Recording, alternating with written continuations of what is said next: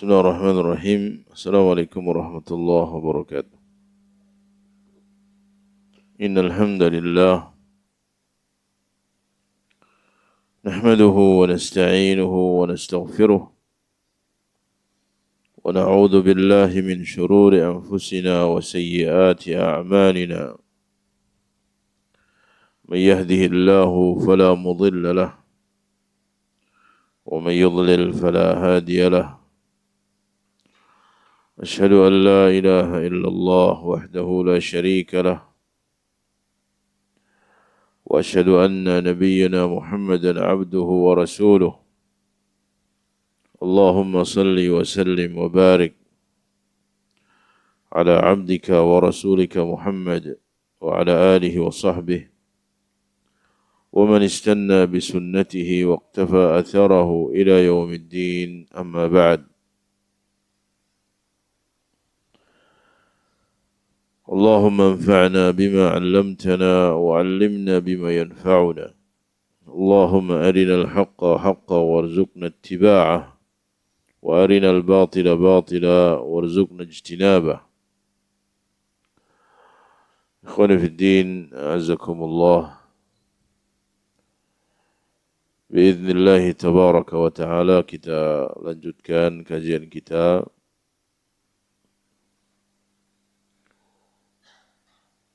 masih membahas bait yang ketiga berkaitan dengan kalamullah.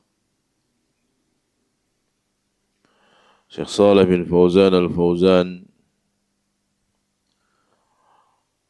beliau menjelaskan bait ini dan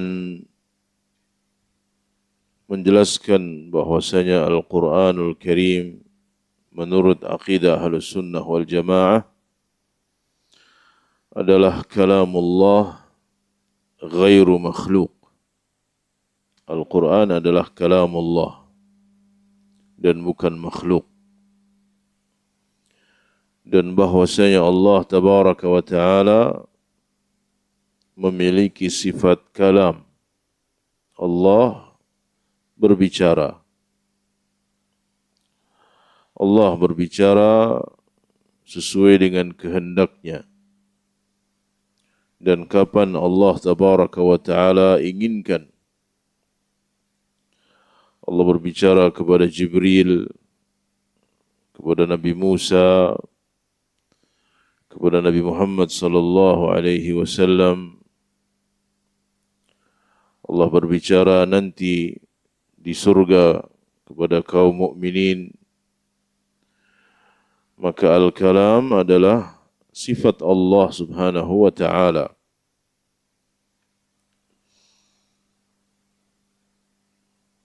Adapun orang-orang yang menyimpang dari kalangan ahlul bid'ah wal ahwa, di antaranya kaum Jahmiyah, mereka mengatakan bahwa Al-Quran makhluk. Karena mereka meniadakan sifat Allah Tabaraka wa Ta'ala. Demikian pula kaum Mu'tazilah. Mereka mengatakan bahwa Al-Quran adalah makhluk. Dan beberapa firqah-firqah yang menyimpang seperti kaum Asy'ariyah, Maturidiyah, Kullabiyah dan seterusnya, dengan perbedaan-perbedaan yang ada pada mereka, tetapi intinya mereka tidak menjelaskan, menetapkan bahwa Al-Quran kalamullah ghairu makhluk. Kemudian di sini Syekh Shalih bin Fauzan al-Fauzan beliau mengatakan fal hasilu anna alladhi la yatakallamu la yasluhu lirrububiyyati wal ilahiyyah. Kesimpulannya bahwa yang tidak berbicara ketika kaum Jahmiyah, kaum Mu'tazilah mengatakan bahwa Al-Quran makhluk karena mereka meniadakan sifat kalam dari Allah, artinya bahwa menurut mereka Allah tidak berbicara. Maka yang tidak berbicara tidak pantas untuk kemudian memiliki sifat rububiyah dan uluhiyah. Tidak memiliki sifat rububiyah dan uluhiyah. Li'annahu naqis. Karena itu merupakan satu kekurangan. Jika manusia yang sempurna mereka yang bisa berbicara, bagaimana dengan Rabbul Alamin? Ta'ala Allah amma yaquluna 'uluwan kabira. Kaifa ya'muru wa kaifa yanha wa kaifa yudabbiru wa huwa la yatakallam. Jika Allah tidak berbicara, bagaimana dia akan memerintahkan? Bagaimana dia melarang? Bagaimana dia akan mengatur? Hada ta'jizun lillahi azza wa jal. Maka ini merupakan bentuk pelemahan bagi Allah tabaraka wa ta'ala. Wal'iyadhu billah. Bagaimana mereka mensifati Allah tabaraka wa ta'ala dengan sifat-sifat tersebut. Bagaimana mereka meniadakan sifat-sifat dari Allah, di antaranya sifat kalam. Maka akan ada muqtada ataupun lawazim yang batilah. Akan ada konsekuensi-konsekuensi yang batil ketika mereka meniadakan sifat kalam bagi Allah tabaraka wa ta'ala. Wallahu jalla wa ala yaqul, dan Allah tabaraka wa ta'ala berfirman, a'udzu billahi minasy syaithanir rajim. Qul law kana al-bahru midadan li kalimati rabbi lanafida al-bahru qabla an tanfada kalimatu rabbi. Katakan wahai Muhammad, seandainya lautan menjadi tinta yang digunakan untuk menulis kalimat-kalimat Allah, kalimat-kalimat Rabbku, lanafidal bahru, tentu lautan itu akan habis. Qabla an tanfada kalimatu Rabbi, sebelum habis kalimat-kalimat Rabbku. Wa yaqul, Allah juga berfirman, walau annama fil ardi min syajaratin aqlamun, seandainya pohon-pohon yang ada di muka bumi ini menjadi pena-pena, wal bahru yamudduhu min ba'dihi sab'atu abhurin, kemudian lautan dan ditambah dengan 7 lautan yang lain untuk menulis kalimatullah, ma nafidat kalimatullah, maka tidak akan habis kalimatullah. Bagaimana mereka kaum Jahmiyah, kaum Mu'tazilah dengan ayat ini? Dengan mereka mengingkari sifat kalam bagi Allah tabaraka wa ta'ala. Mereka mengatakan Al-Quran adalah makhluk. Fakalimatullah allati ya'muru biha wa yanha wa yudabbiru daiman wa abadan la tuhsa.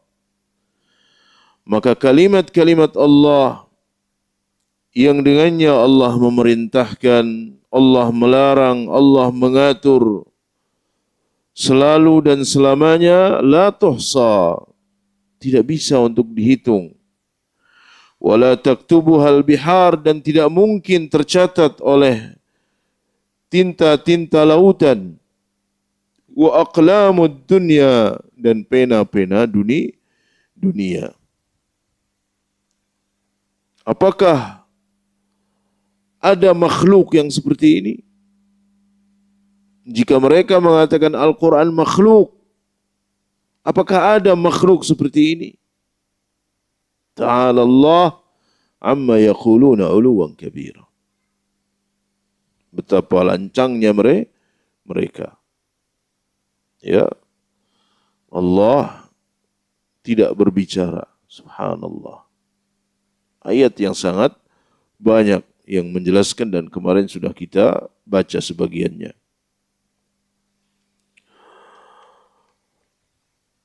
Wal Jahmiyatu yaqulun, kaum Jahmiyah mereka mengatakan kalamullahi makhluk. Kalamullah itu makhluk. Kalamullah makhluk. Wal'iyadu billah. Menurut mereka Allah menciptakan kalam. Allah menciptakan kalam. Allah menciptakan Al-Quran. Maka Al-Quran makhluk. Fahada fihi wasfullahi bil'ajaz. Perkataan ini sama saja mensifati Allah dengan kelemahan. Wa annahu la yatakallam, dan bahwasanya Allah tidak berbicara, wala ya'mur wala yanha, Allah tidak memerintahkan dan Allah tidak melarang. Wa fihi aidan anna hadzal Qur'ana laysa kalam Allah. Ini juga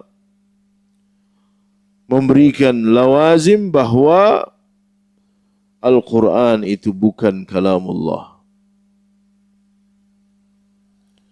Ma'anna Al-Quran huwa al-aslul awal min usulil adillah. Padahal Al-Quran merupakan dasar yang pertama dari dasar-dasar dalam dalil. Fa idza kana laisa kalam Allah, jika Al-Quran bukan kalamullah, fa kaifa yustadallu bihi, maka bagaimana bisa dijadikan sebagai dalil? Karena dia posisinya sama dengan makhluk-makhluk yang lain. Demikian kufurnya perkataan ini. Oleh karena itu para imam Ahlus Sunnah wal Jamaah mereka keras mengatakan man qala bi anna al-Qur'an makhluk fa huwa kafir. Siapa yang mengatakan Al-Qur'an makhluk maka dia kafir. Karena dia telah mengingkari sifat Allah tabaraka wa ta'ala. Jika Al-Quran makhluk, padahal Al-Quran adalah dasar pertama dalam menentukan hukum,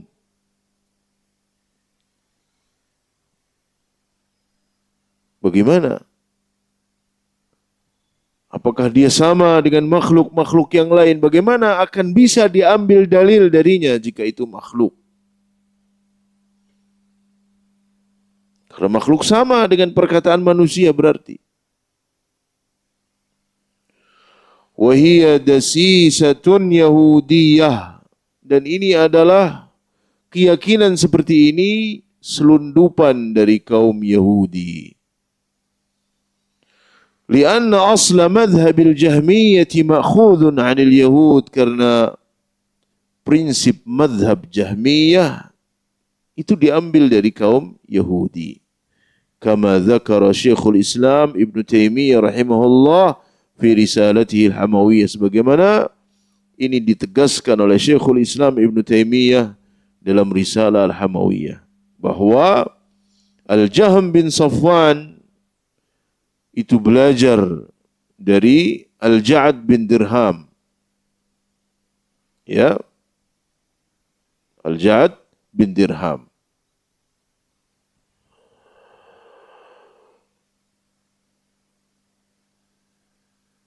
Kemudian Al-Ja'ad bin Dirham belajar kepada seseorang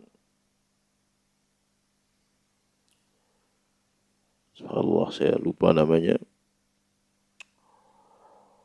Eh, lupa saya namanya. Jadi Ja'ad belajar kepada seseorang yang seseorang ini belajar kepada salah seorang Yahudi.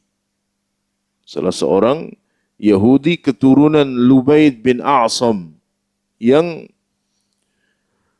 meracuni Nabi sallallahu alaihi yang mensihir Nabi sallallahu alaihi wasallam. Ya, ini disebutkan oleh Syekhul Islam Ibn Taimiyah rahimahullah.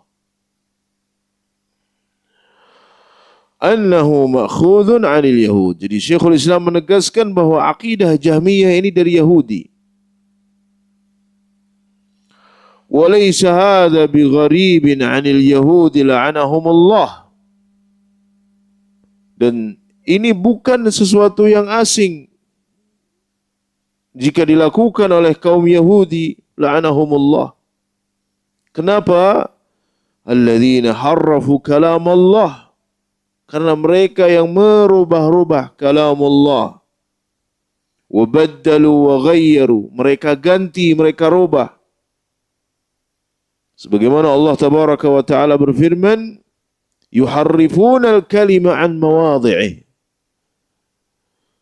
Mereka suka mentahrif, suka merubah-rubah kalam Allah dari tempat-tempatnya. Sesuai dengan keinginan mereka. Yang sesuai dengan hawa nafsu mereka, mereka ambil. Yang tidak, mereka rubah. Atau mereka ganti. Mereka tahrif. Dan itu pernah terjadi pada zaman Nabi SAW dan di hadapan Nabi SAW. Sebagaimana disebutkan dalam riwayat, ada laki-laki dan wanita Yahudi yang berzina. Dan mereka memiliki kedudukan. Maka kabilahnya malu. Bagaimana? Masa dia punya kedudukan, masa mau dirajam? Karena mereka tahu bahawa di dalam Taurat hukumnya dirajam. Maka kata mereka, kita coba datang kepada Muhammad dan kita katakan bahawa kita ingin berhukum dengan kitab yang Allah turunkan kepadamu. Artinya mereka ingin berhukum dengan Al-Quran. Siapa tahu ada keringanan. Ketika datang kepada Nabi SAW, mereka mengutarakan bahawa ini ada dua laki-laki dan wanita yang berzina, maka kami ingin berhukum dengan kitabmu. Maka kata Nabi SAW, berhukumlah kalian dengan kitab kalian, kitab Taurat. Maka ada seseorang yang bernama Ibnu Surya datang dengan membawa Taurat dan menutupi ayat yang dengan tangannya dia tutupi ayat yang menjelaskan tentang rajam. Kata Nabi, apa yang ada dalam kitab kalian? Kata Ibnu Surya, mereka dicambuk, bukan dirajam. Nah, pada saat itu ada salah seorang sahabat yang dahulu pendeta Yahudi, yaitu Abdullah bin Salam. Maka beliau mengatakan, dusta mereka, wahai Rasulullah. Buka coba tanganmu. Ya, maka dipaksa dibuka dan di situ tertulis bahawa laki-laki yang berzina dan wanita yang berzina itu dirajam. Akhirnya dirajam laki-laki dan wanita ini. Itu pada zaman Nabi SAW. Ya, jadi ini bukan heran jika Akidah Jahmiyah mengambil keyakinannya dari Yahud. Ya, maka ini tidak heran kalau kemudian mereka sangat lancang terhadap kitabullah. Sebagaimana Yahudi sangat lancang terhadap kitab yang Allah turunkan kepada mereka. Fahadhihi dasisatun minal Yahud. Maka ini adalah selundupan dari kaum Yahudi. Liyubtilul Qur'an alladhi bi'aidil muslimin. Mereka ingin membatalkan Al-Quran yang ada di tangan kaum muslimin. Fahadha madhabun khabis. Dan ini adalah madhab yang sangat keji.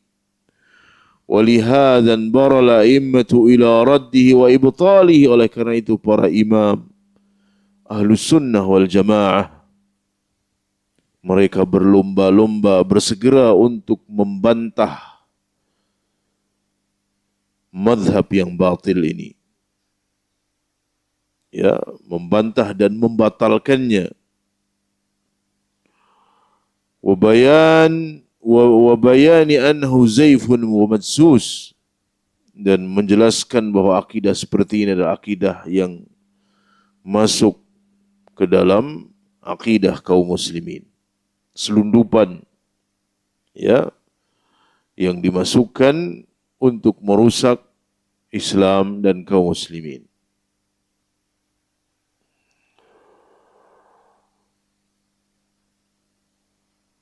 Amma man yaqul, adapun orang yang mengatakan inna mas'alatal qawli bi khalqil Qur'ani la tahtaju ila hadzal ihtimam.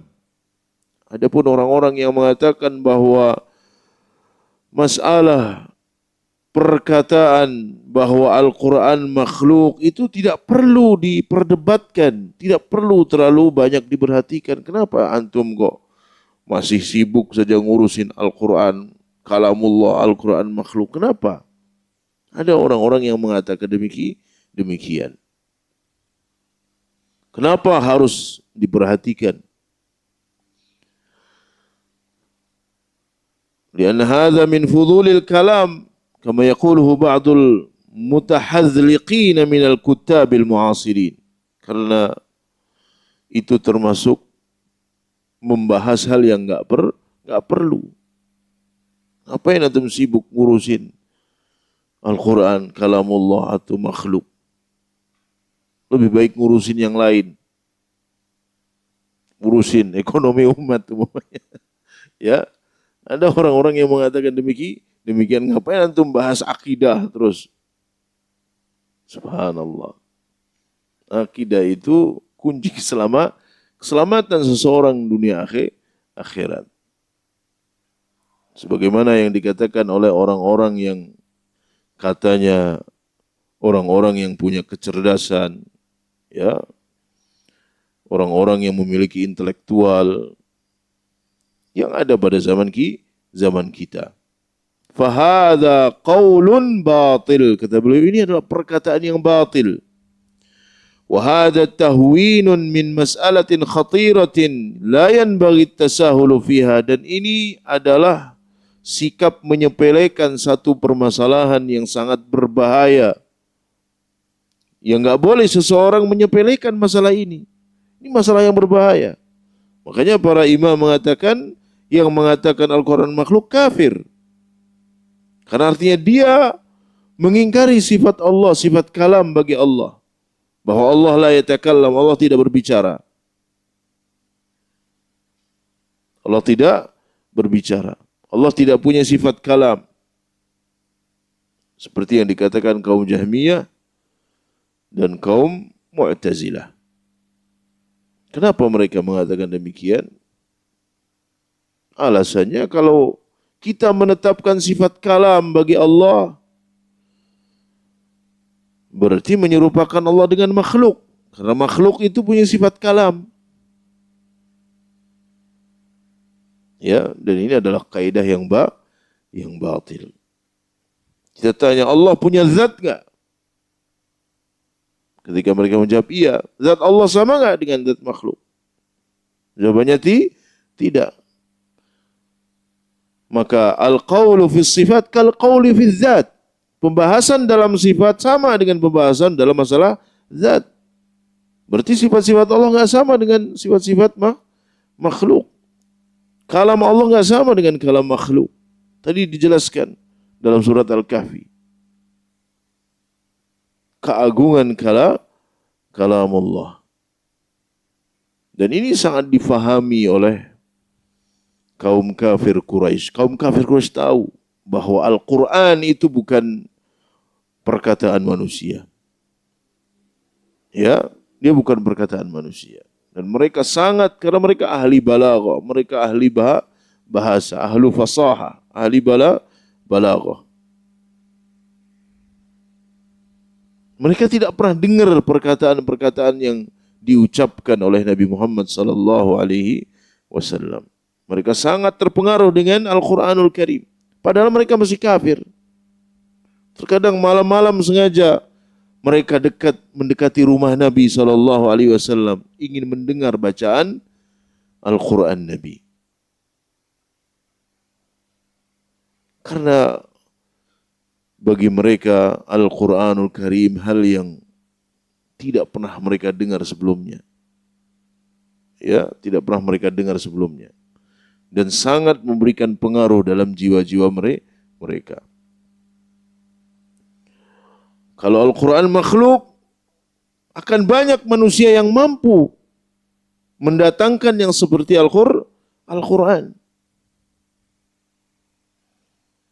Tapi enggak ada yang mampu. Allah tantang manusia. Dari semenjak turunnya Al-Quranul Karim, Allah tantang mereka untuk mendatangkan yang sama dengan Al-Quran dari awal sampai terakhir.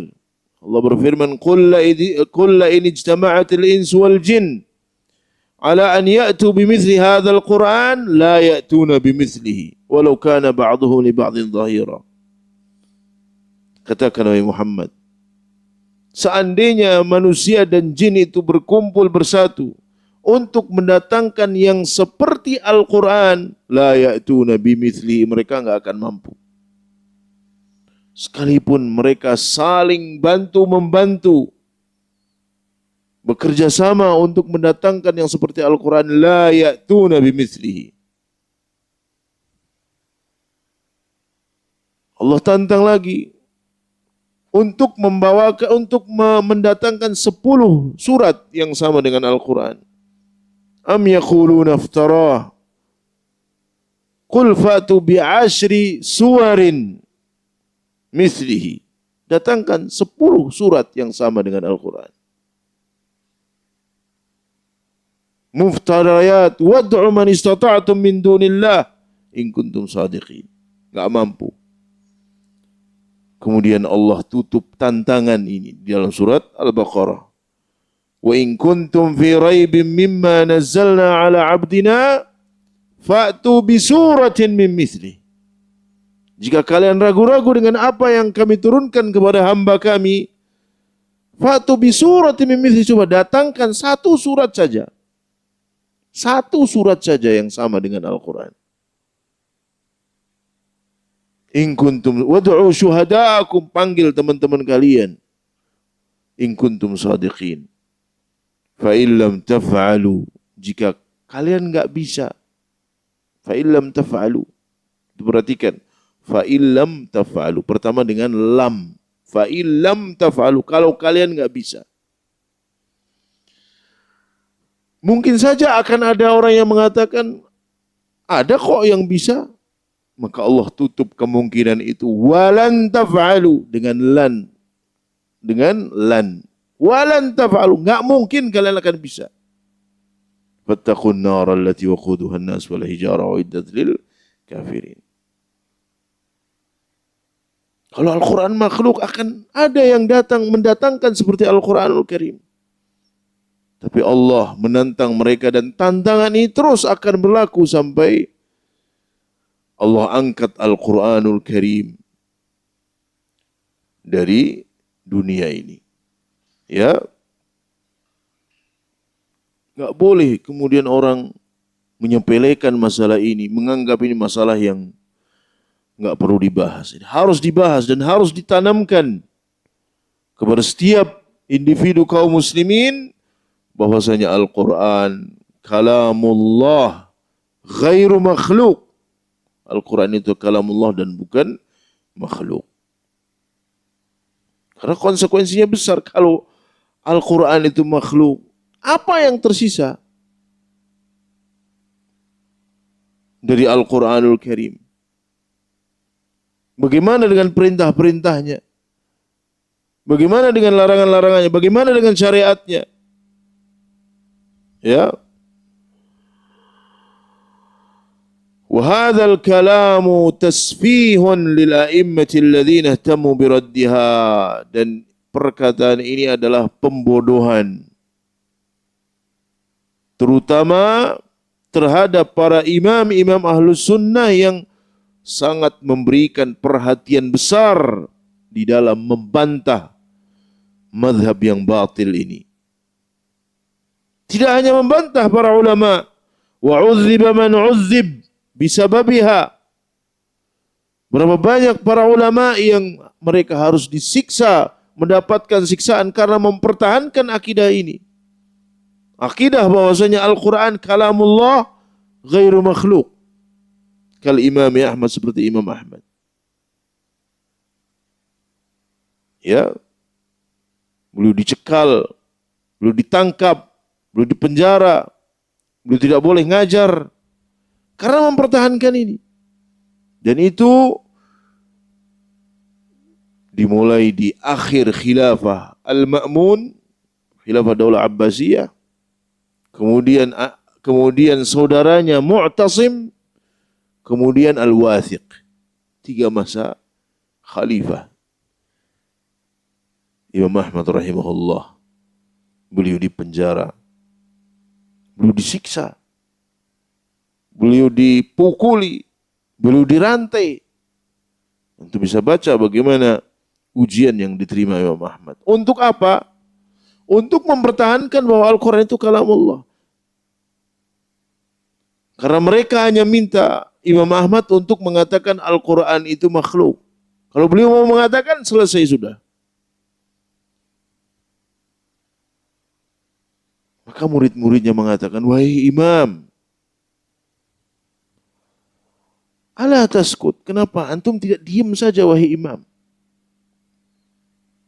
Yang penting selamat dulu, diam dulu wahai imam. Kata murid-muridnya, kata imam, idza sakattu ana, kalau saya diam, wa sakattum antum, dan antum diam, kapan orang-orang jahil itu tahu bahwa Al-Quran itu kalamullah?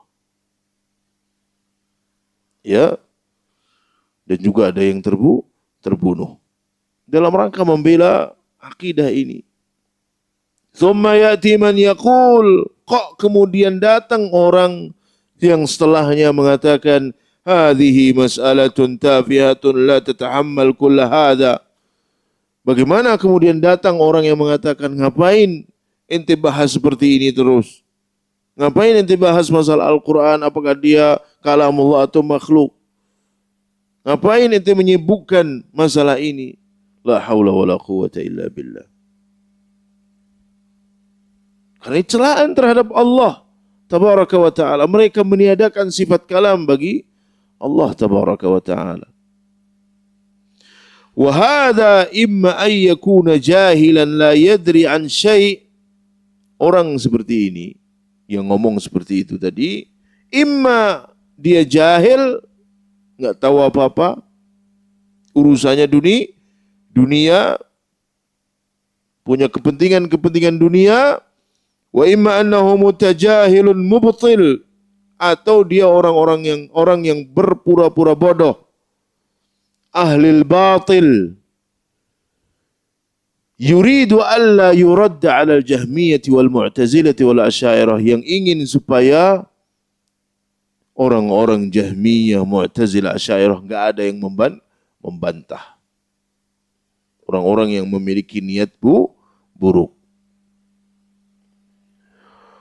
Wa ba'duhum yaqul, ada lagi yang mengatakan an-nasu ahrar, manusia itu merdeka.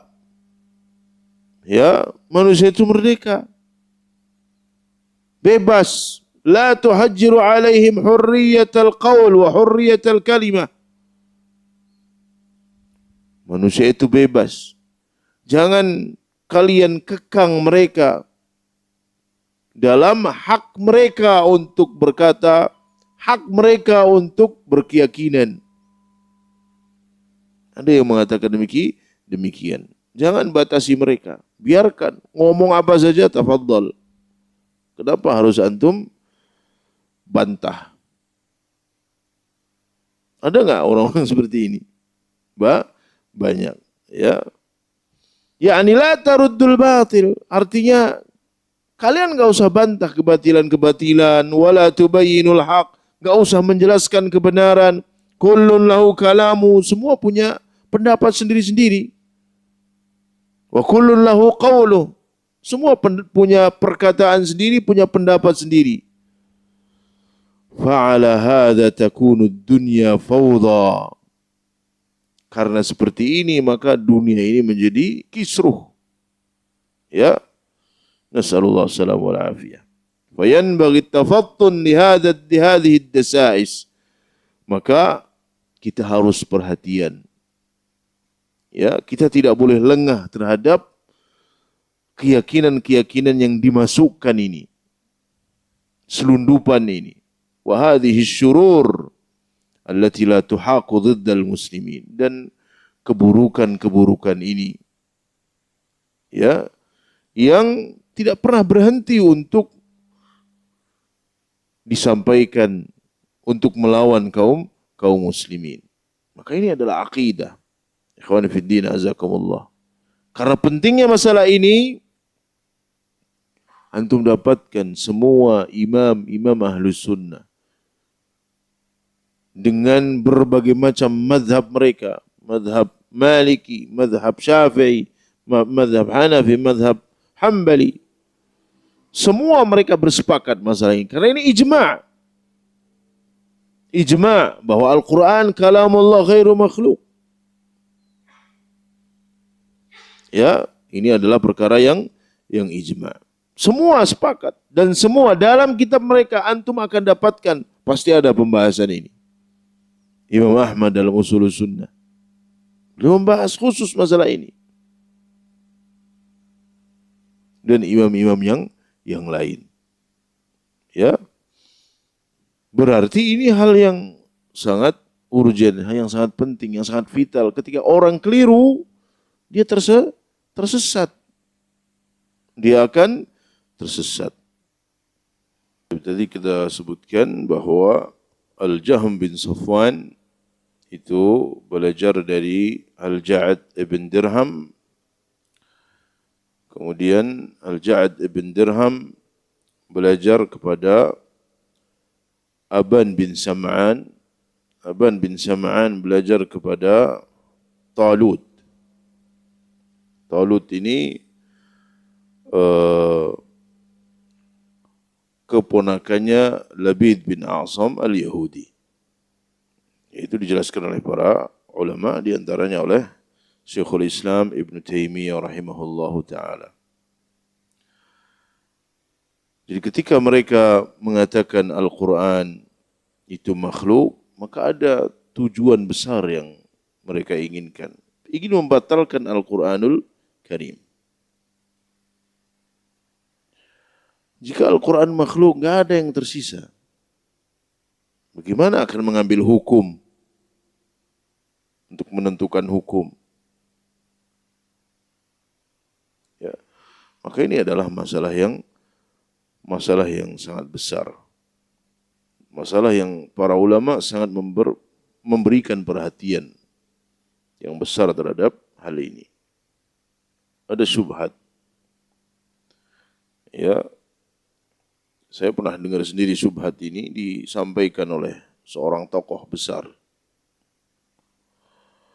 di kota Solo. Dia mengatakan bahwa ketika ditanya Al-Quran itu makhluk atau Al-Quran itu kalamullah atau makhluk, dia menjawabnya dengan jawaban yang mujmal.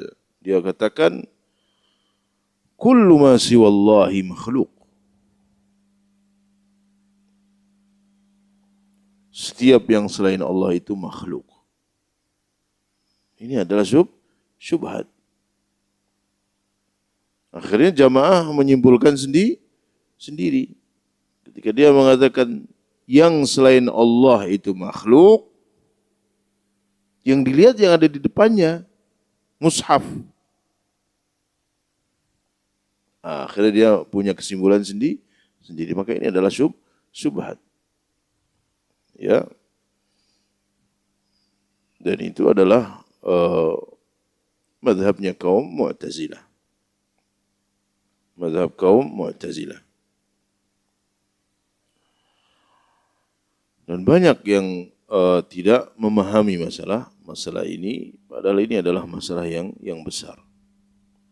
Wallahu alam bissawab. Mungkin ada pertanyaan sebelum kita tutup? Ya.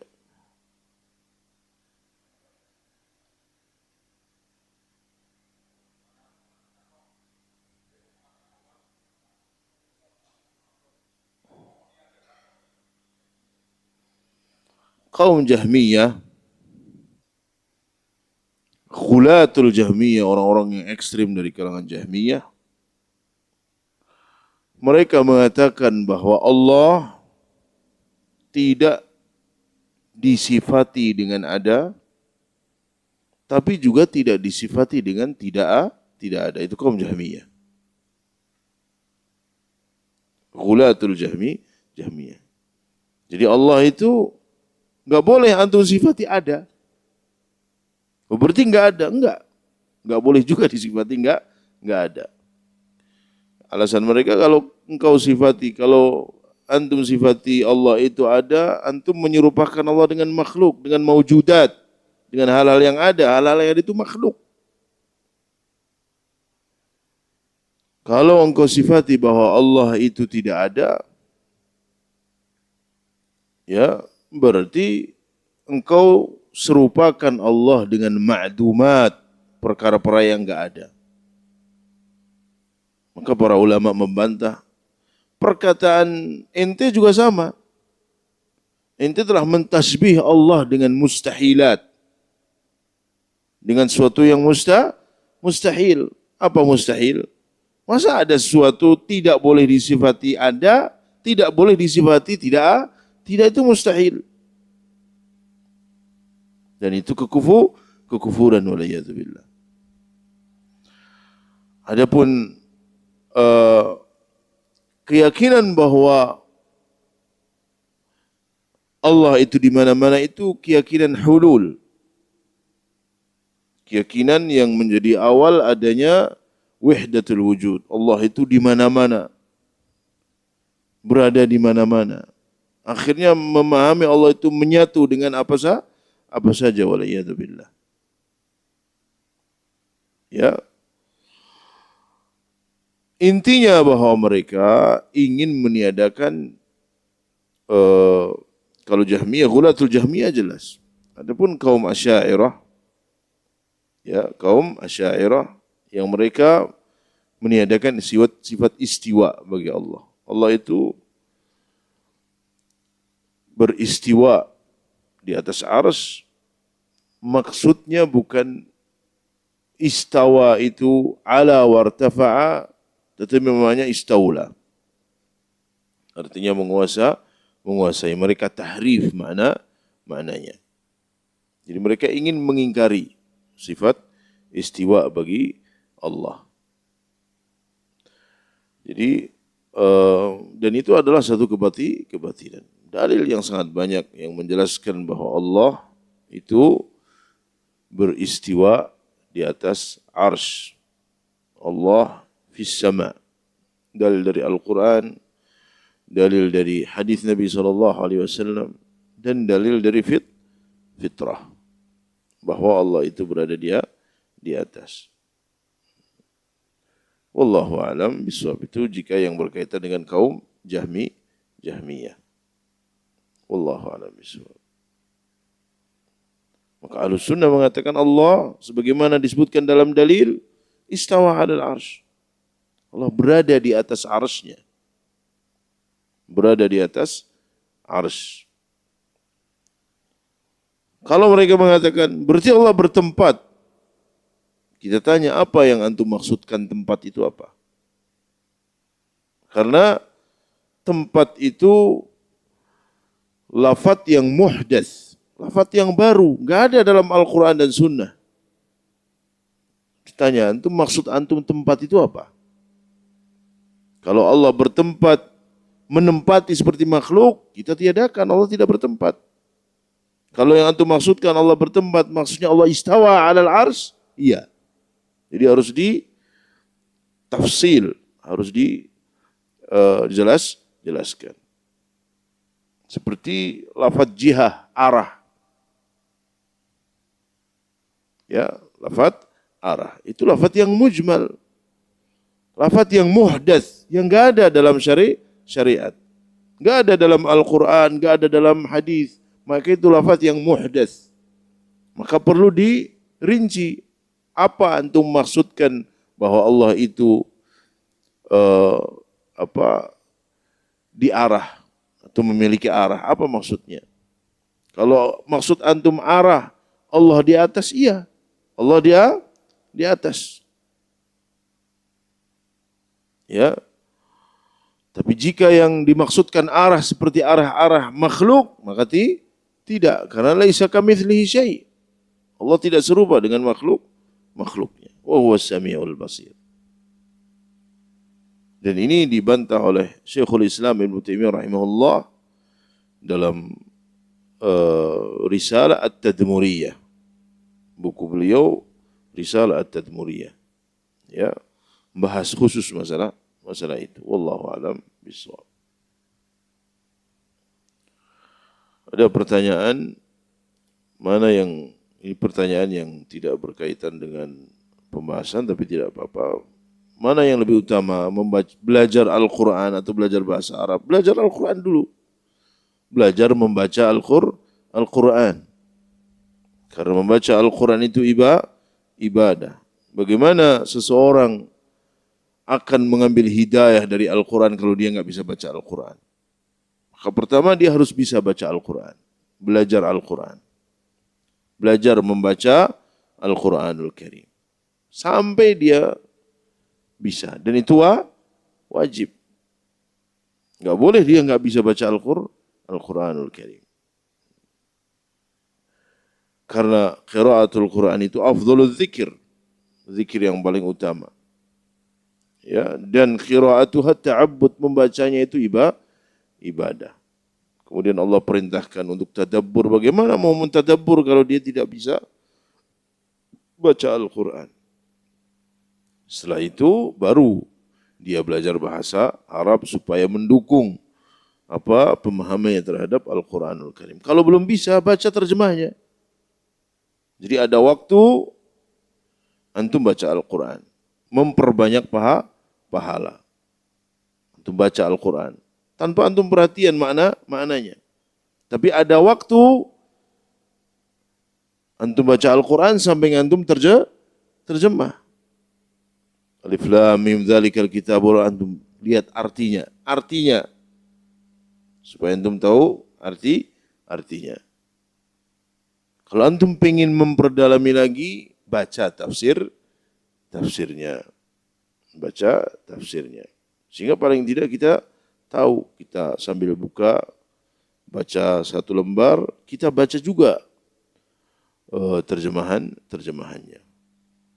Wallahu a'lam bishawab.